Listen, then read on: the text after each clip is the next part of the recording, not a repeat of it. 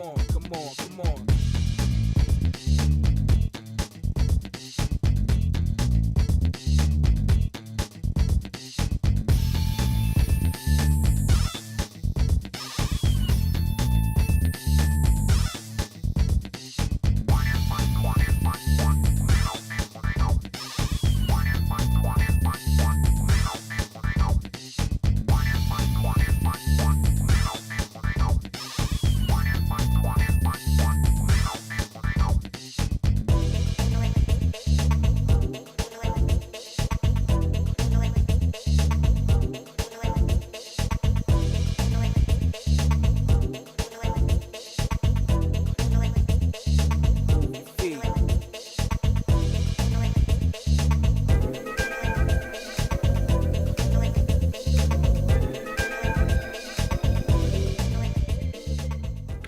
El objetivo de la unidad, una vez finalizada la misma, el estudiante será capaz de identificar las actividades que se requieren para conceptualizar un proyecto de software libre. Obviamente, bajo lo propuesto en la metodología que estamos presentando. Además de ello, el estudiante podrá conocer algunas recomendaciones que podemos identificar como buenas prácticas para mejorar el proceso de conceptualización de proyectos de software libre.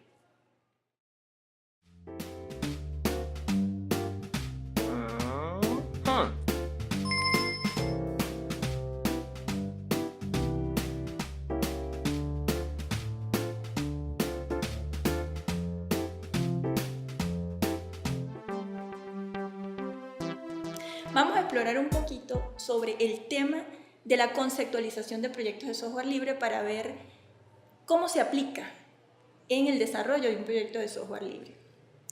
Todo software constituye una representación automatizada de procesos reales, sean procesos organizacionales o procesos operativos como los de una máquina en específico. Por ejemplo, el proceso de ventas de repuestos automotrices podría ser automatizado a través de un sistema para generar un sistema de gestión de comercialización de productos. Para ello necesitamos modelar todo el proceso o los procesos involucrados en la venta de los repuestos automotrices. ¿Nos hemos preguntado alguna vez cómo se logra representar un conjunto de procesos a través de una aplicación de software? Precisamente se logra representar a través de la conceptualización de esos procesos. Es extraer un modelo que luego vamos a automatizar en una aplicación de software.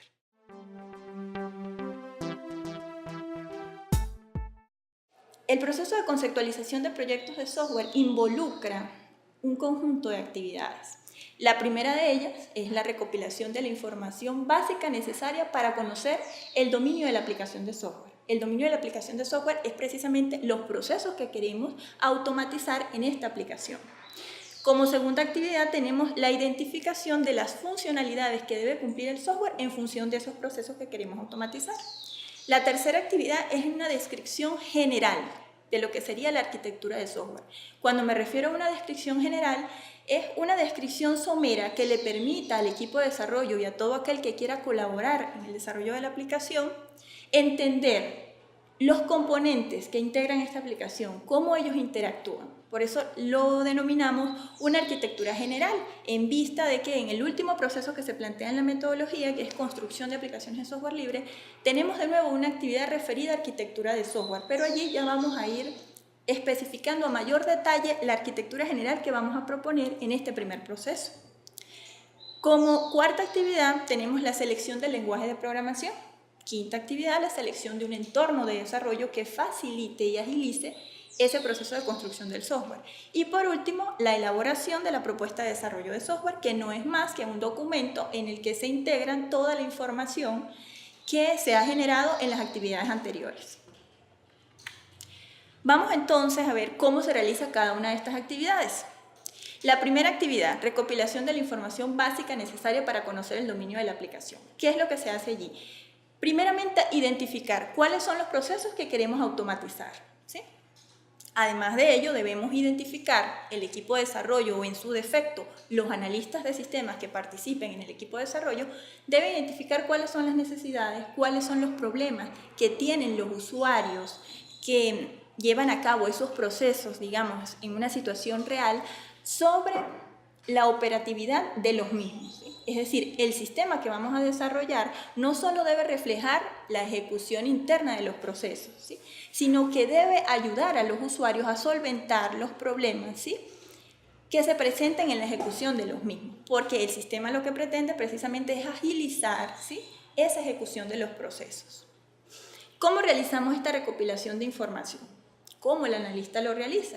Lo realiza a través de reuniones con los usuarios. Las reuniones pueden ser presenciales o pueden ser a distancia.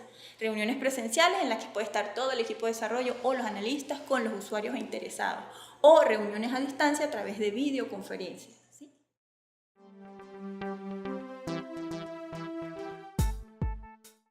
Vamos a mostrar o vamos a presentar un conjunto de herramientas que se plantean en la metodología para apoyar cada una de las actividades que vamos a estar mencionando. En el caso de esta actividad, se propone algunas herramientas en software libre para la parte de videoconferencias, ¿sí?, cuando tenemos reuniones a distancia. Podemos utilizar DinDin OpenSoul o podemos utilizar OpenMeeting, ¿sí?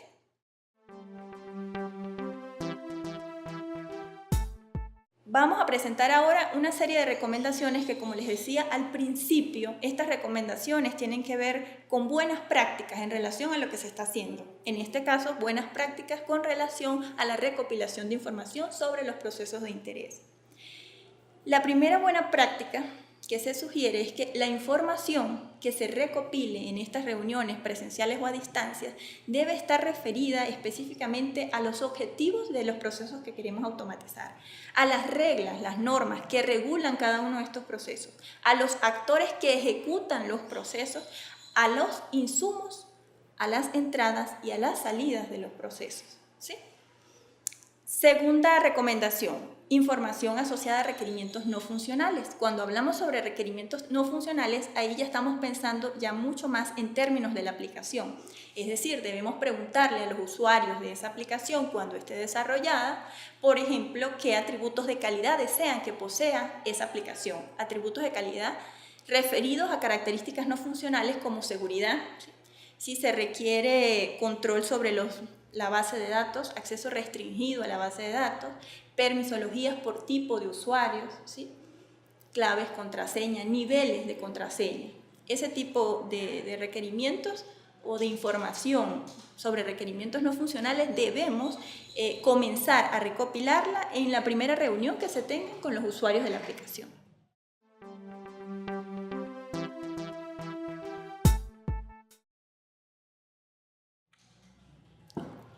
Vamos ahora a pasar a la segunda actividad que les mencioné, que compone el proceso de conceptualización de proyectos de software libre.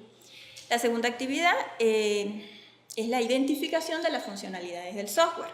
¿Cómo realizamos esta identificación? Aquí ya, fíjense, ya estamos pasando de, tenemos un conjunto de procesos reales, ¿sí? Ahora queremos ver cómo esos procesos los podemos ver en un sistema, en una aplicación de software. Entonces necesito identificar qué funciones debe cumplir el software para permitir que esos procesos se automaticen, ¿sí?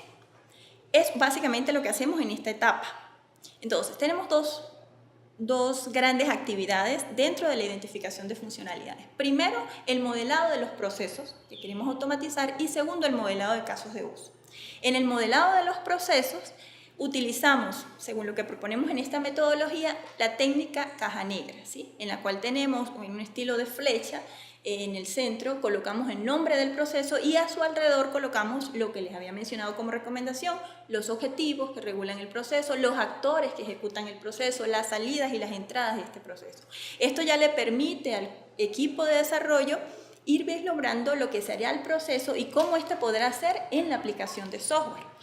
Luego que tenemos esta descripción, digamos, básica por cada uno de los procesos que se quiere automatizar, también es recomendable que hagamos un diagrama de relación entre los procesos. ¿Para qué? Para poder ver o visualizar los productos que se generan en un proceso y que son requeridos como insumo en otros procesos, ¿sí? Esto es básico para el desarrollo de una aplicación de software, porque entonces así podemos ver cuáles son los datos de entrada a una función, una clase, una operación de software, cuál es la salida de esas funciones, de esos procesos, y esa salida va a servir como datos de entrada en otra función o clase del software. Por eso es básico el diagrama de relación entre procesos. Finalmente, para adentrarnos un poco más a lo que es cada proceso, como les comentaba, la técnica que estamos utilizando es caja negra, ¿sí? Para describir someramente el proceso. Pero luego necesitamos ver por dentro cómo funciona el proceso, es decir, cuáles son las actividades que lo integran, cuál es su flujo de ejecución de estas actividades. Eso lo logramos a través del diagrama de actividades. En el diagrama de actividades presentamos una secuencia de ejecución de las actividades que componen el proceso. Básicamente lo que se hace. Luego que ya tenemos todo lo que es el modelado de procesos con los 3 tipos de diagramas que acabo de mencionar, podemos pasar a lo que es el modelado de casos de uso. En el modelado de casos de uso ya nos vamos acercando mucho más a lo que será la aplicación de software. ¿Por qué? En el modelado de casos de uso nosotros debemos representar la interacción entre los usuarios y la aplicación que quiero desarrollar. ¿Quiénes son los usuarios en este caso? Las personas que operan los procesos que acabamos de modelar, ¿sí? Según los métodos que les acabo de mencionar. Esos son los usuarios. Luego, el caso de uso se compone como una forma de un óvalo en el cual en el centro colocamos el nombre de la funcionalidad, el nombre del caso de uso, ¿sí? Por ejemplo, registrar datos de un proyecto, ¿sí? Realizar transferencia, X, funciones que ustedes se puedan imaginar. Siempre se utilizan verbos para nombrar los casos de uso. Entonces ahí ya estamos viendo los casos en los que se utilizará el sistema en función de solicitudes que hace el usuario, ¿sí? Y las respuestas que debe dar la aplicación de software.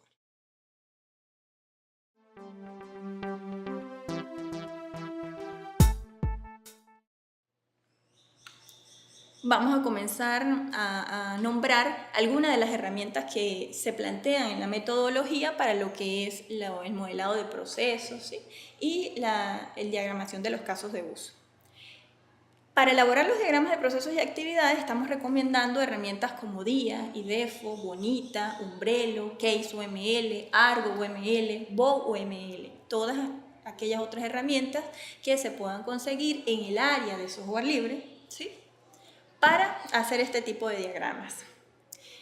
Hay una particularidad muy importante, un apoyo, diría, que tiene esta metodología, que es un plugin que se ha desarrollado en la Fundación Senditel para la plataforma TRAD, que es la plataforma que se utiliza en la institución Senditel para desarrollar los proyectos, para llevar la gestión de desarrollo de un proyecto. A esta plataforma se le ha desarrollado un plugin para el uso de la metodología que estamos presentando hoy día. Cuando me refiero al uso de la metodología, este plugin contiene todos los documentos que se deben llenar, digamos así, o la información que se debe recopilar por cada uno de los procesos y actividades que vamos a estar viendo a lo largo de este curso. En este caso, una herramienta de apoyo para la identificación de las funcionalidades del software lo constituye el wiki de la plantilla Análisis del dominio de la aplicación. ¿Cuál información? Los diagramas que acabamos de nombrar, diagramas de procesos, diagramas de actividades y diagramas de casos de uso. Además, este plugin cuenta con una herramienta como las que acabo de mencionar con anterioridad, que se utilizan para diagramar procesos y actividades. La herramienta se define como Plan UML. El beneficio que esta herramienta ofrece, a diferencia de las que acabo de nombrar como Bonita, DIA, Case UML, es que es una herramienta que está integrada en la plataforma de desarrollo que nosotros utilizamos en la Fundación Senditel. Es decir, en la plataforma se puede realizar la documentación del software, se puede montar el código del software. Todo está contenido en la herramienta. No tengo que ir a otras herramientas a utilizar y luego pasar la información al TRAD. No. Usando el plan UML puedo hacer todo en la plataforma con referente a la elaboración de los diagramas que se puedan realizar para el software.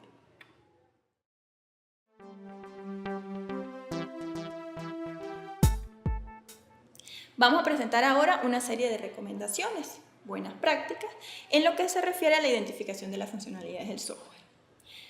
Nosotros estamos sugiriendo que los diagramas de procesos deben contener obligatoriamente las reglas, las normas de estos procesos, los actores que operan los procesos, las entradas y las salidas. Cuando mínimo, este tipo de información tiene que estar contenida en estos diagramas, porque es la información básica que requieren los analistas y los programadores para poder automatizar los procesos.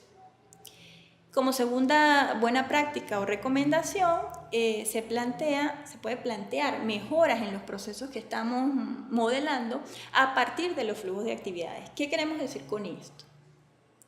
Se supone que el analista o los analistas de sistemas deben modelar en el diagrama de actividades todo el flujo de acción que se realiza en un proceso. ¿Sí?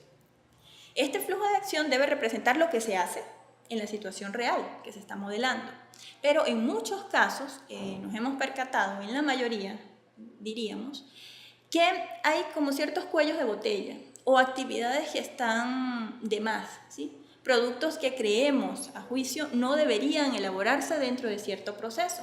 Entonces, con el modelado de procesos que se plantea en la metodología, podemos, además de representar esa situación real, plantear mejoras para agilizar, ¿sí? Para flexibilizar estos procesos. Como tercera recomendación, los diagramas de casos de uso debemos tratar en lo posible de no superar más de 3 niveles de relación cuando estamos planteando un diagrama de casos de uso. ¿A qué me refiero con esto? Entre los casos de uso pueden haber relaciones, ¿sí? Relaciones básicamente de inclusión, de extensión y de generalización. Lo que se recomienda para evitar confusiones en el momento en que se lea, se interprete un diagrama, es que no vayan a existir más de estos 3 tipos de relaciones entre 3 o 4 casos de uso. ¿Sí?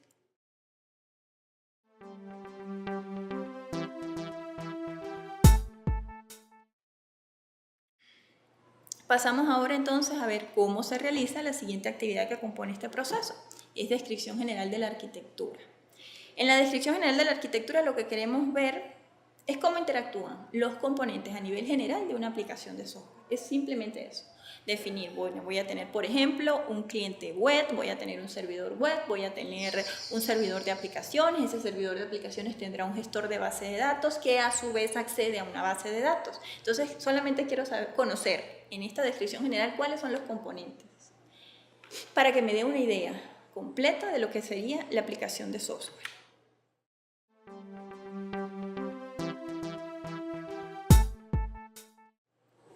Herramientas de apoyo a esta actividad.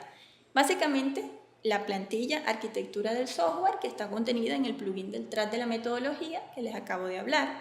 Y la herramienta Plan UML, que como les dije es una herramienta que permite hacer diferentes diagramas para documentar el software. En este caso nos permitiría hacer, por ejemplo, un diagrama de componentes para describir la arquitectura general del software. En la plantilla que les menciono, de nombre arquitectura del software, lo que colocamos allí es una figura, ¿sí? ¿Cuál es la figura donde representamos cada componente del software y la relación entre estos?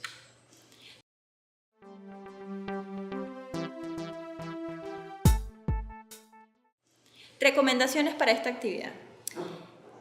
Cuando se plantea la arquitectura del software debemos tener en consideración algunos elementos fundamentales porque de ellos van a depender qué tipo de arquitectura se escoge para una aplicación. Primero debemos considerar las funcionalidades que debe cumplir el software como un criterio para seleccionar una arquitectura. Segundo, las limitaciones tecnológicas que puedan existir tanto en el equipo que desarrolla la aplicación como en el ambiente donde irá a operar, ¿sí? Ya con los usuarios finales. Pueden haber restricciones tecnológicas. Imaginemos que hay usuarios que no dispongan de un servidor específico que pudiese ser requerido para que la aplicación funcione.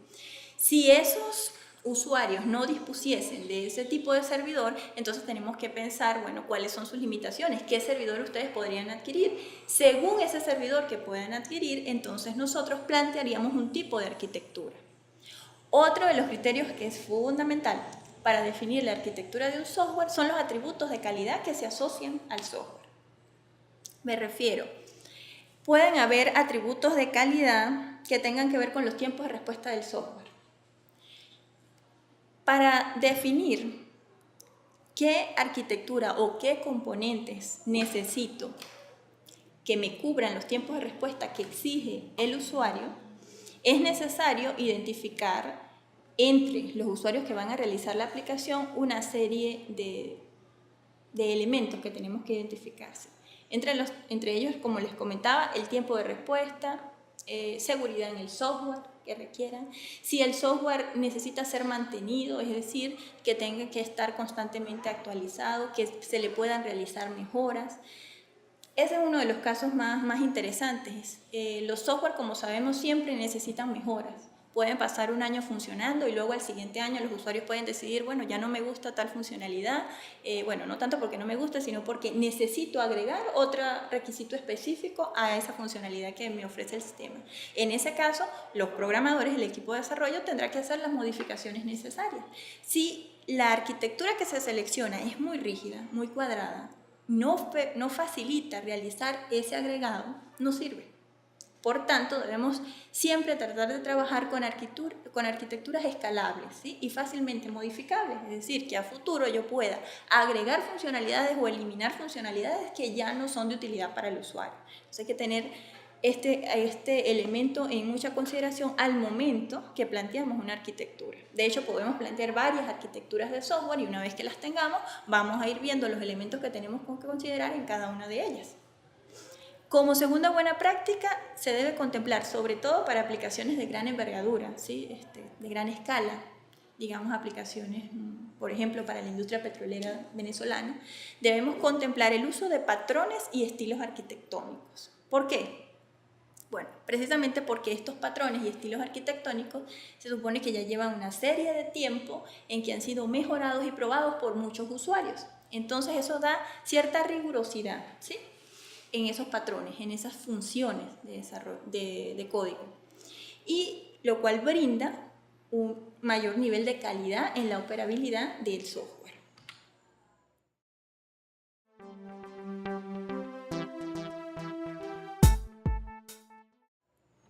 Pasamos ahora a la siguiente actividad del proceso de conceptualización de proyectos. En esta siguiente actividad debemos seleccionar cuáles son los lenguajes de programación o el lenguaje de programación que vamos a estar utilizando para codificar la aplicación. Esta selección debe realizarse en base a una serie de criterios similares a los que hemos planteado para la arquitectura del software. Criterios que van muy apegados según el tipo de aplicación que se vaya a desarrollar.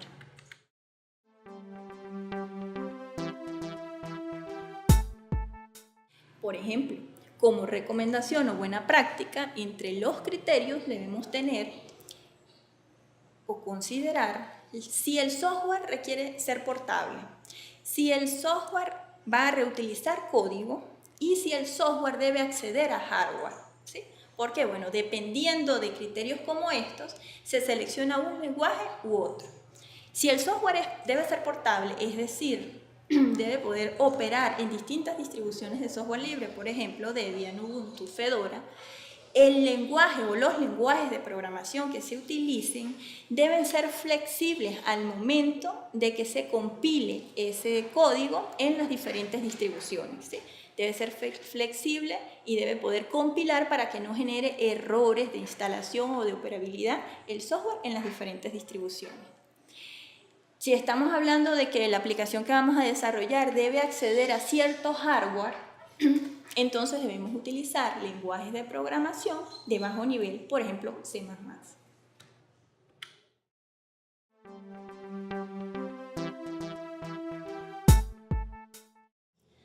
Ahora vamos a pasar a la siguiente actividad, que es selección del entorno de desarrollo. Igual como seleccionamos un lenguaje, debemos seleccionar un entorno de desarrollo que facilita las labores de codificación y pruebas de una aplicación y agiliza el trabajo, porque podemos reutilizar muchas de las funciones que ofrecen por lo general los entornos de desarrollo. Igual que para la selección del lenguaje de programación, debemos aquí considerar ciertos criterios para seleccionar el entorno de desarrollo a utilizar. Estos criterios obviamente van ligados al tipo de aplicación que se quiere desarrollar.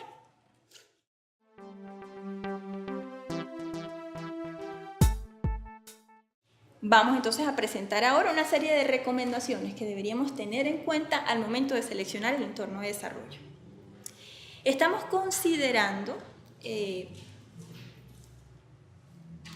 tener ciertos elementos dentro de estos criterios básicos. Por ejemplo, hablamos de sostenibilidad, es decir, el entorno que estemos seleccionando debe ser sostenible en el tiempo, debe ofrecer un mantenimiento actualizado, ¿sí? Porque se supone que nuestra aplicación pues, va a durar mucho tiempo o cierto tiempo operativa y va a necesitar realizar algunas mejoras. Si necesita realizar algunas mejoras y estamos utilizando un entorno de desarrollo, este entorno de desarrollo tiene que mantenerse actualizado, ¿sí?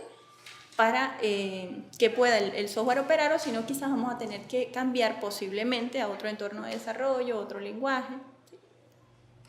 El uso de patrones de diseño y soportes que brinde el entorno de desarrollo. El uso de patrones de diseño es similar por lo que les planteaba anteriormente en el caso de la arquitectura.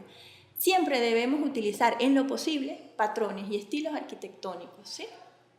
¿Por qué? Bueno, porque como les había comentado anteriormente, pues se supone que estos ya llevan cierto periodo de uso y de mejora continua por equipos de desarrollo a nivel mundial, y eso le da rigurosidad a estos patrones, lo cual le ofrece niveles de calidad, de funcionalidad a la aplicación que estamos desarrollando. Entonces, si los podemos usar y el entorno de desarrollo los tiene, vamos a utilizarlos, ¿sí? Este entorno de desarrollo debe ofrecer documentación. ¿Para qué? Bueno, para que los desarrolladores, los programadores puedan documentarse sobre cómo usar este entorno de desarrollo, qué funcionalidades ofrece, qué bibliotecas ofrece, ¿sí? Y algo que es muy importante, la licencia de uso del entorno de desarrollo. ¿Por qué el tema de la licencia? Bueno, se supone que si vamos a utilizar un entorno de desarrollo es porque vamos a utilizar funciones específicas que ya ofrece este entorno. Por ejemplo, funciones para registrar, funciones para consultar, ¿sí? Estilos de formulario que puede ofrecer el entorno. Si vamos a utilizar estas particularidades del entorno, directamente la licencia que aplique sobre el entorno de desarrollo va a aplicar sobre el sistema que vamos a desarrollar. Entonces tenemos que estar muy pendientes qué tipo de licencia lleva el entorno de desarrollo si estamos hablando que nuestra aplicación es software libre. Interoperabilidad también es otro criterio que debemos tener en cuenta al momento de seleccionar el entorno de desarrollo. Es decir, si nuestra aplicación necesita o requiere, como en la mayoría de los casos actualmente, los sistemas requieren interactuar con otro tipo de aplicaciones, es muy importante que este entorno ofrezca facilidades de interoperar con las funciones que él le ofrece al equipo de desarrollo, que pueda operar con otras aplicaciones.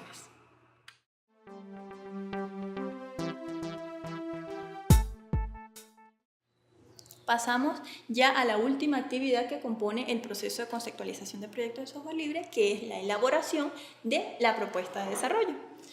Como ya les había comentado, la propuesta de desarrollo no es más que un compendio de la información que hemos venido recopilando, analizando y levantando en cada una de las actividades que les he mencionado hasta ahora.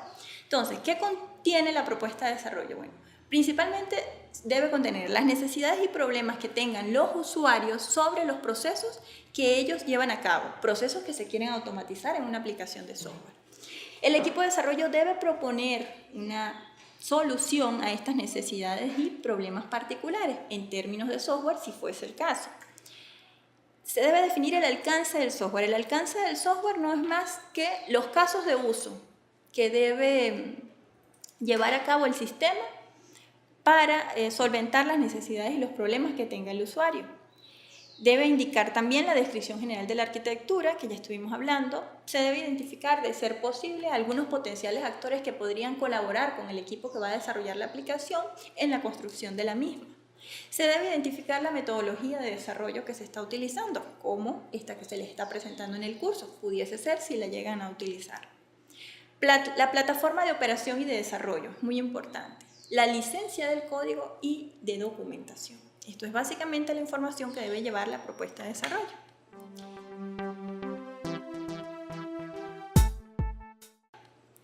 ¿Qué herramientas podemos utilizar para elaborar esta propuesta? Bueno, en el plugin del TRAD que les mencionaba, de la metodología, hay una plantilla que se llama propuesta de desarrollo. Esta plantilla tiene cada una de las secciones de información que les acabo de mencionar, debe contener la propuesta de desarrollo. Solo hay que vaciar la información, tomarla de otras plantillas donde, por ejemplo, ya colocamos el diagrama de la arquitectura general, me lo traigo de esa plantilla y lo paso a la plantilla de la propuesta de desarrollo.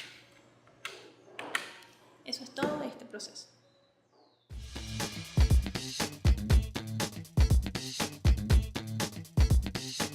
Come on.